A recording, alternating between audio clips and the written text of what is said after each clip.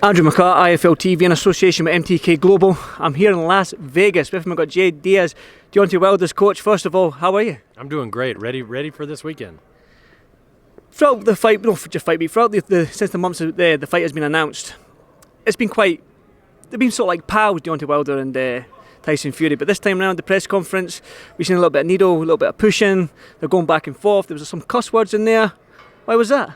Was that meant? And I think it's fight week. And look, I think ultimately they like each other, and at some point in the future they'll probably like each other and be really good friends. But they're both so competitive, and they're both, enormously prideful.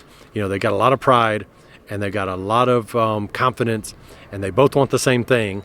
And the only way to get it is to go through each other. So it's natural that that's going to lead to a lot of tension once it gets close. It's one thing when you're talking 3-4 months away. But when you get to the week of, it's very real. It's a couple of days away. So I think that's what it was. Tyson Fury said in multiple interviews in publications in the US and in the UK that he's going to stop Deontay in the second round.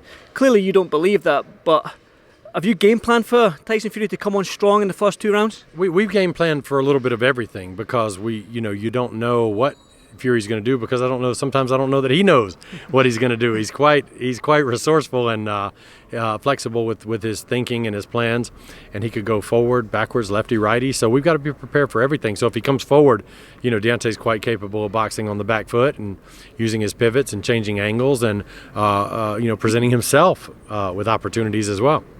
You said on stage there when you and Sugar Hill went up stage that you're quite surprised at the change in coach because you're quite friends with Ben Davison. Do you think that's going to be a factor in this fight? Just the fact that they've only been together 8 weeks, do you think that's going to play a factor in this fight? Well, Fury knows his way around a ring, so I think he's going to do what he does. I think that Ben is a tremendous coach, probably one of the best young coaches I've ever seen. He's the kind of guy that you better be up at 3 o'clock watching film of your opponent because he's going to be doing it, and he's going to be doing it. He's kind of like me. He's got no life, and boxing is all he does, right? So but I think Javon in his own right is a very good trainer, and so I think he will bring some things to the table for Tyson. It's just a matter of the chemistry and to see does that chemistry work inside of 8 weeks, because we saw with Dominic Breazeale and Virgil Hunter that they made some progress, but not enough, by the time the fight arrived. Tyson Fury is clearly an unorthodox heavyweight in terms of the way he moves, the size.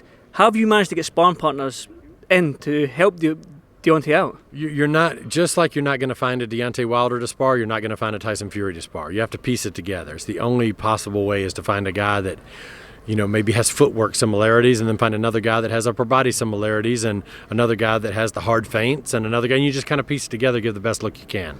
So it's one of those things. There's no one guy that's going to give you that perfect look. So we did the best we could, and we got some really great guys that came into camp. I think in all we had between 8 and 11 guys come in, which is a pretty large number, and they're all very good. And so we had Stephen Shaw, Emmanuel Odiasi, Junior Fa, Robert Alfonso, Craig Lewis. I know I'm leaving guys out, and I hate to do that. I wouldn't put you on the spot. You got a name. But we had some really Amron Sands. We had some lefties come in like that, and so we had good guys come in. I'm going to go back to the first fight on the 12th round when obviously Deontay landed them 2 punches, the left hook, the right hand, and whatnot. When you're looking on the corner, were you like, that's it, he's done it? Surprised at him coming back. Sorry. Well, what I did first is what I usually do is I'm still working, so I was trying to get Deontay to the neutral corner, which is no matter what shot Deontay lands, if the guy's totally out, I'm still neutral corner, just because you never know. And then if they wave it off, then it's all good. But I kept thinking, when's he going to wave it off? I kept looking at neutral corner. When's he going to wave it off? And I was like. And all of a sudden he came back to life, So more credit to him. He found a way. I don't know how, but he found a way. He certainly did. He's also said that this is going to be like the 13th round. He's going to continue how he finished off the 13th round. Game plan for that? Well, I think it's interesting because if you look at it, Deontay scored knockdowns in 9 and 12, not 1 and 4.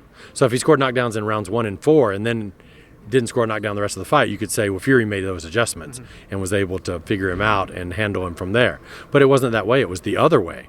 So Deontay was the one that scored the knockdowns in 9 and 12, which tells me Deontay made the adjustments, from a biomechanical standpoint, really figuring out the rhythm and the timing and all that, and spacing and the distance. And so I think that bodes well for us if it gets round 13. A couple more questions, Jay. Dante said yesterday that his main goal is one name, one face, one champion in the division. All going well for Dante on Saturday night. You going to chase Anthony Joshua? I don't even know who that is right now. It's just there's nothing but Tyson Fury, and I think that fight is big enough.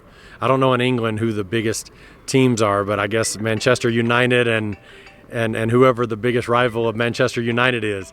If that's not a big enough match to just talk about that match, then something's wrong. This fight is so big. This is the only thing that needs to be talked about. Those are questions for Sunday, not between now and Saturday. Because look, if we don't handle business Saturday, there's no need. Nobody will be asking that question anyway. So Saturday is what it's all about. And these two undefeated, amazingly talented fighters who want to fight each other, who are willing to put their zeros on the line, their undefeated records on the line. That's who we need to be thinking about and talking about. I'll come and find you Sunday. Last question. I'm in Vegas. I've got money to burn. Give me a prediction.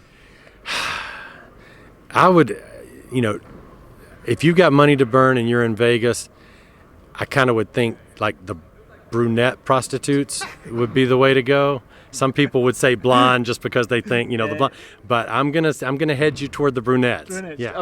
Do I look like a brunette type of guy? Yeah, you do. I think that's your wheelhouse. There you go. Well, I'm going to end it right there. That's probably the perfect way to end this interview, Jay. Thanks very much for your time, and hopefully catch up with you soon. Thank you.